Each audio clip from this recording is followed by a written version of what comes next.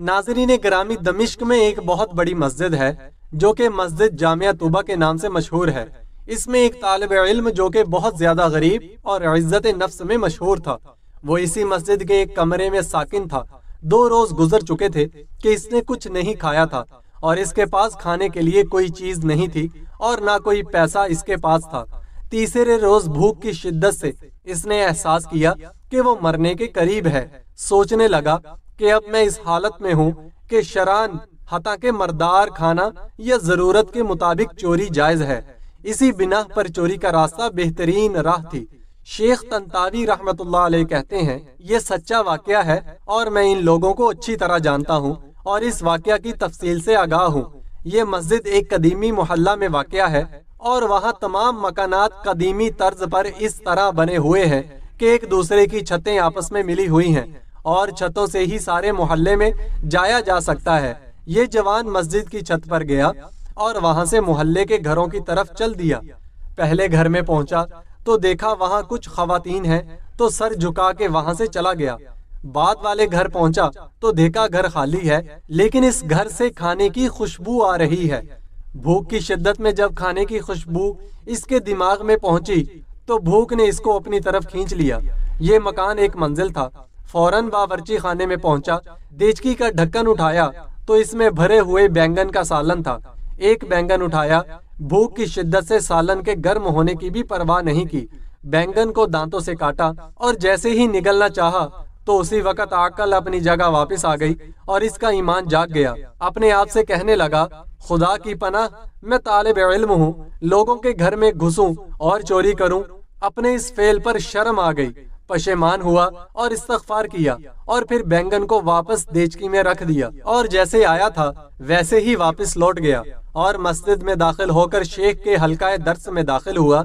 भूख की शिद्दत से समझ नहीं पा रहा था कि शेख क्या दर्स दे रहे हैं।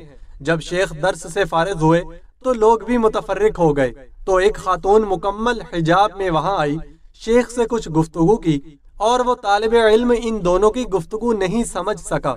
शेख ने अपने एतराफ में निगाह की तो इस तालिब इल्म के अलावा किसी को वहां ना पाया।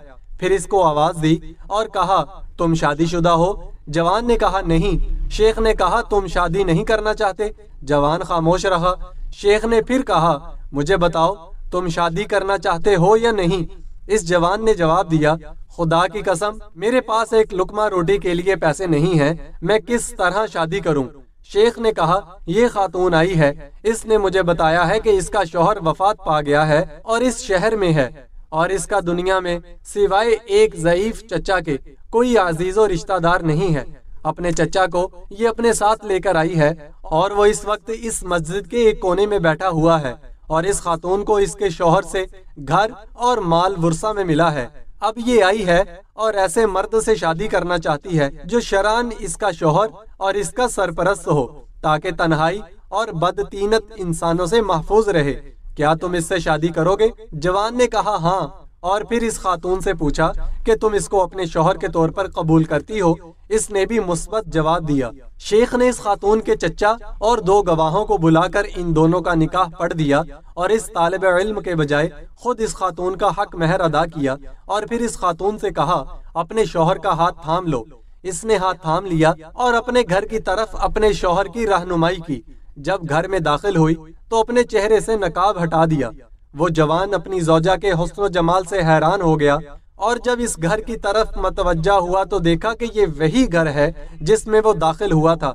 ज़ौजा ने शौहर से पूछा कि आपके कुछ खाने के लिए ले आऊं? कहा, हाँ। इसने देचकी का ढक्कन उठाया और बैंगन को देखा और बोली, अजीब बात है, घर में कौन आया था और इसने बैंगन को दांतों से काटा है? वो जवान रोने लगा और अपना किस्सा इसको सुना दिया। ज़ौजा ने कहा, ये आपकी ईमानतदारी और तकवा का नतीजा है। आपने हराम बैंगन खाने से इज्तनाब किया तो अल्लाह ने सारा घर और घर की मालिका को हलाल तरीके से आपको दे दिया। बहुत खूबसूरत और काबिले गौर। सुबहान अल्लाह। जो कोई अल्लाह की खातिर किसी गुनाह को तर्क करे और तकवा इख्तियार करे तो अल्लाह इसके मुकाबिल में बेहतरीन चीज इसको अता करते हैं।